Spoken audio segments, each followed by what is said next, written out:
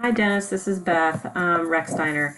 Just wanted to give you a couple of tips as far as picking questions for an assignment. I'm assuming you're trying to create an assignment from scratch. So when you go into your course, you'll click on the Assignments tab, and then you're going to go over here to the right and click on Create Assignment. And this is where you get some choices. Creating a new assignment means you're going to use the item library of questions to create your own assignment. There are some pre-built assignments. If you look here, there are some assignments that people have put together that have taught the course before, including this new physics primer, which we just started we just introduced. For kind of prerequisite skills that students might be a little bit weak on coming into the course. I believe you're teaching the second half of the course, so I don't know if they would need that as much in your course as they would maybe in 2053. But there are some homework assignments here that you could copy in and then edit if you wanted to, but I find a lot of people will just kind of create their own. So if you want to go to create a new assignment, you click on that and hit the continue button. You're going to give it a name. If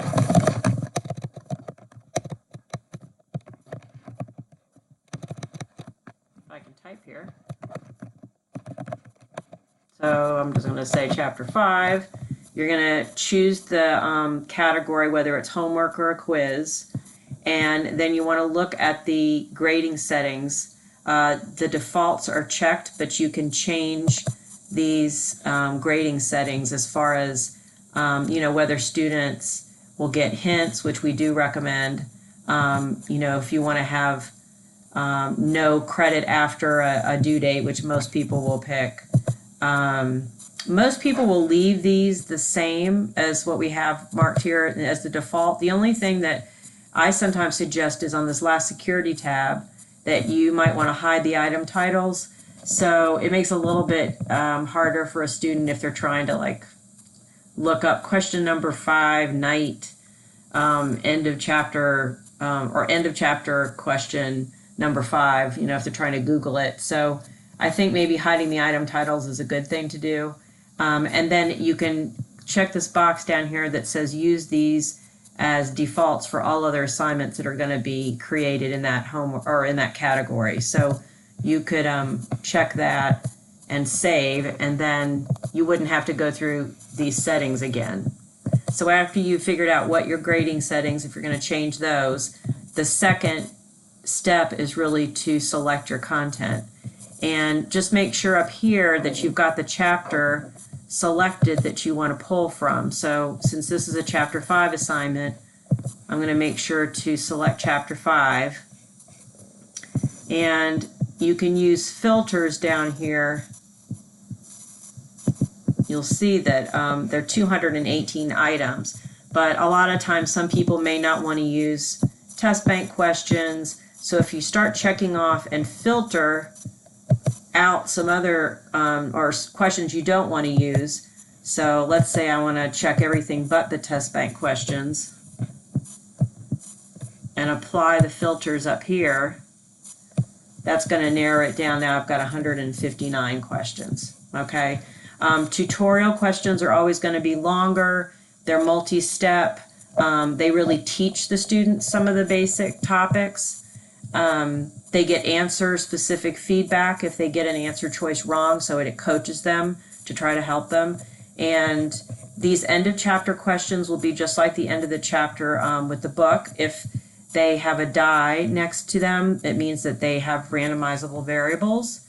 Over here, you'll see the average time it takes a student to complete a question, according to any of them that have, anybody that's ever used this question. And this is the difficulty from 1 to 5, with 5 being the most difficult.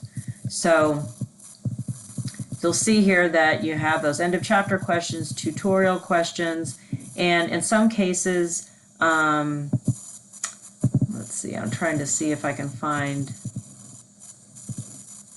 there might be some conceptual questions. Ones that have a plus or minus in front of them mean that they have a built-in math remediation tutorial. So if it the student is having trouble with math, it links out to a tutorial to help them with the math to get back in so that they can demonstrate that they understand the physics concept in the problem. Watch out for any questions that have a pencil. That means there's a free response involved, which means that somebody would have to grade it.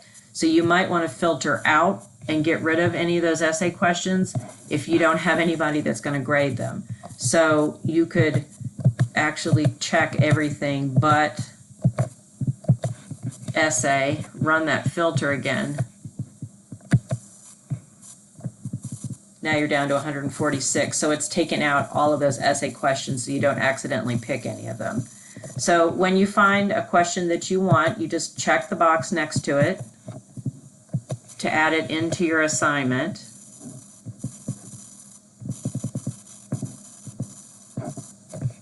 I'm going to go ahead and just check a few.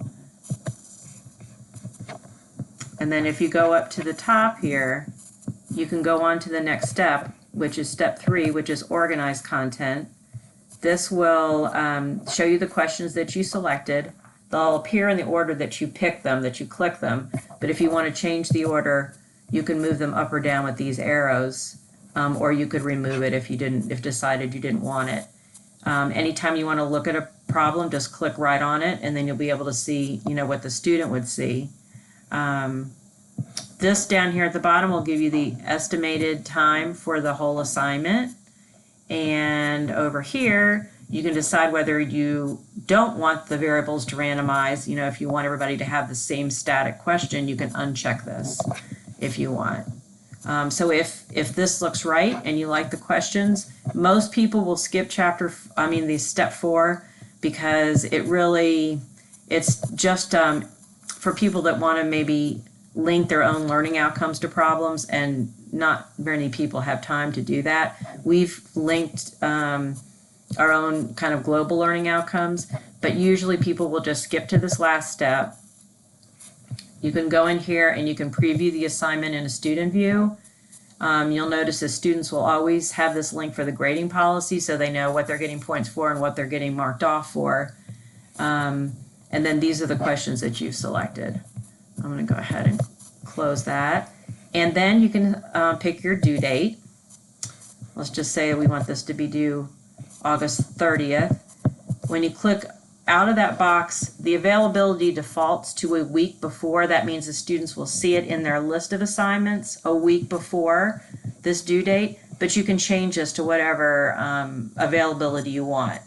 I have a lot of people that don't make all the assignments available for the whole semester right up front because they might change their mind in how they're going to run their assignments later. And if you have a rogue student that works way ahead, then it makes it a little bit harder to then change your policy if somebody's already done the assignment. So sometimes I'll only just, make them available a week or 2 weeks before a due date.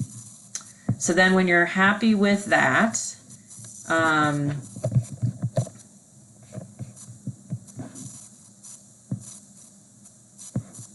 then you can go down here to save and finish. It says that my changes have been saved, and here is my chapter 5 homework. So it's showing in my assignment list. And again, you can change any of these due dates or availability dates in this view here. If you click the edit button, it activates all of these calendar windows and you can make your changes. Always hit save before you leave. And then there is also a calendar view. Some people prefer this. It shows all the assignments over here. Here's the calendar of when they would be due, and you can drag and drop assignments if you need to change dates this way. So that gives you just a little bit of an overview as to how you would select your questions.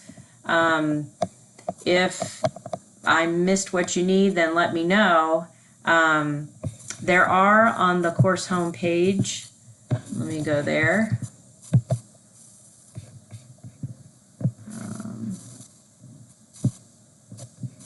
Down here under Learn More, there are also how-to videos. video tours. So if you click on this link, there's some on getting started, creating and managing assignments. These are all short videos that we put together for doing different things in the course. So just know that they're available on that course homepage if you want to take a look as well. I will be back over on campus on Wednesday. So if you wanted to get together again on Wednesday, just let me know. I have some later afternoon appointments already, but you know, we could set some time up if you want to get together again. All right, thank you. I hope you have a good weekend.